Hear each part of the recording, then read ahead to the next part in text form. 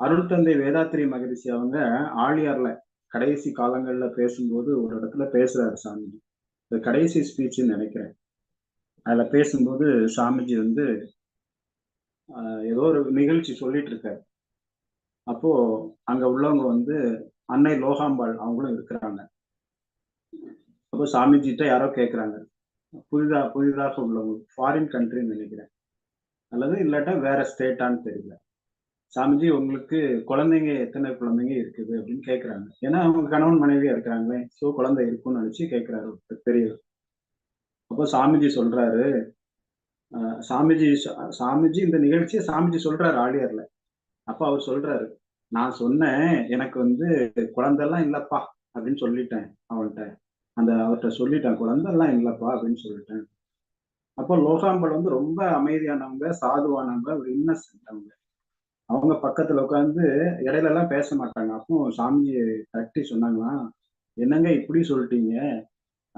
நமக்கு வந்து எத்தனை ஆயிரம் ஆயிரம் குழந்தைகள் இருக்கிறாங்க. நீங்க ஒரு டக்குன்னு இப்படி சொல்லிட்டீங்களே குழந்தைங்க இல்லைன்னு சொல்லி. உங்கள்ட்ட பயிற்சி எடுக்கிறவங்க எல்லாருமே உங்க குழந்தைங்க தானே அப்படிங்கிற மாதிரி லோகாம்பாள் சொன்னாங்க அப்படின்னு சாமிஜி சொல்லும் போது அழுதுட்டார். அப்போ மகரிஷி அவர்கள் ஞான மார்க்கம் அத்வைதத்துல ஒரு உயர்ந்த சிந்தனையை அறிவுபூர்வமான சிந்தனையை கொடுத்த ஒரு உறுதிமிக்க மனிதர்.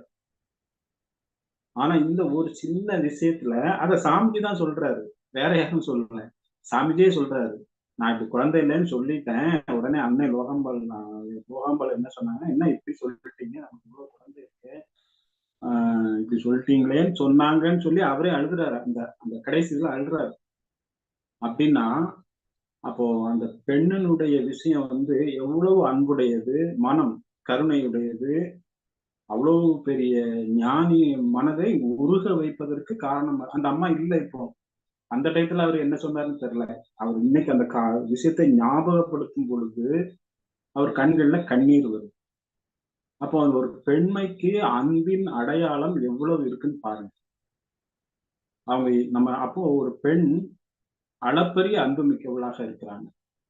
அதை எப்படி செலுத்தணும், என்ன செலுத்தணும் அப்படிங்கிறதெல்லாம் நன்றாக சிந்தித்து ஒரு சிறந்த சமூகத்தை உருவாக்குவதற்கு பெண்களும் சரி, ஆண்களும் சரி, ஆண்கள் வந்து பெண்களுக்கு உதவியாகவும், பெண்கள் தன்னிலையில மாற்றம் அடையும்